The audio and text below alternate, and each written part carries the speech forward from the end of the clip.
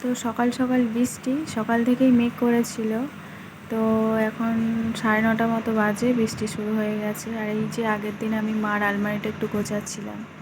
আর আমাদের আইটিআই কলেজে ক্রিয়েটিভিটির কিছু ক্লাস ছিল, তো সেখানে এইটা বানিয়েছিলাম, গলার হারও বানিয়েছিলাম, কসমের যে সুতো টুতো দিয়ে মতি দিয়ে এইসব বানিয়েছিলাম। তো সেগুলো এখন কোথায় কি হয়ে গেছে। তো চলো আরও একটা জিনিস দেখিয়ে দিই। এটা আমার ক্লাস 5-এ পড়ি, সেই তার আইডেন্টি কার্ড খুঁজে পেলাম। আর এই যে গিফটটা দেখাচ্ছি তোমাদের, এটা হচ্ছে আমার বয়ফ্রেন্ড গিফট করেছিল, এখন যিনি আমার হাজব্যান্ড। তো আমার জন্মদিনে গিফট করেছিল।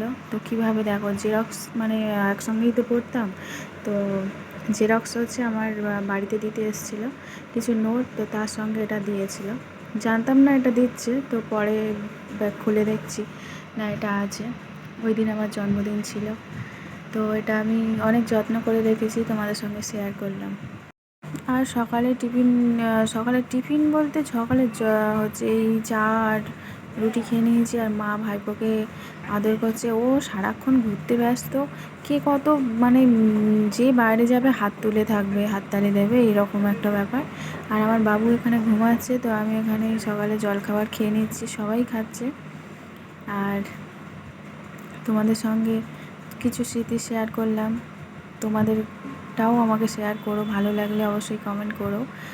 আর হচ্ছে এখানে দেখো বৃষ্টিটা বেশ জোরেই এসছে, একটু বেলার দিকে জল জমে গেছে। এটা আমাদের ঘরের পিছন দিকটা, জানালা থেকে দেখাচ্ছি। আর বেশ ভালোই বৃষ্টি হয়েছিল ওই দিন, ওয়েদারটাও ভালো। আর বাবু এখন ঘুমোচ্ছে, তাই আমি একটু ভাবলাম তোমাদের সঙ্গে একটু শেয়ার করে দিই আমাদের এখানে বৃষ্টির পরিমাণটা ঠিক কতটা। তো বৃষ্টি বৃষ্টি করে সবাই পাগল, বৃষ্টি তো হচ্ছে না, যাও দেখে শান্তি।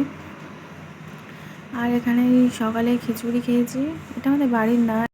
তো হেলথ থেকে দিদিরা বলেছিল যে খিচুড়িটা খাবে, তাই আমি খুব একটা ভালো লাগে না, তবুও একদিন বাদে আর কি এরকমভাবে খাই। তো এখানে ওটা খাওয়া হয়ে গেছে, আর বাবু আছে খাটে, আর আমি মেঝেতে বসে একটু কাঁথা সেলাই করছি, সেই বসে আছি। আর যখন তখন তো ঘুমোনো যায় না, যতই রাত জাগি যাই করি।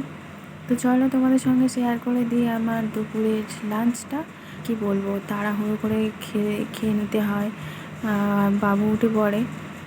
তো আমার ব্লগের ছোট ছোট ভিডিওগুলো তোমাদের যদি ভালো লেগে থাকে, লাইক কমেন্ট শেয়ার করো।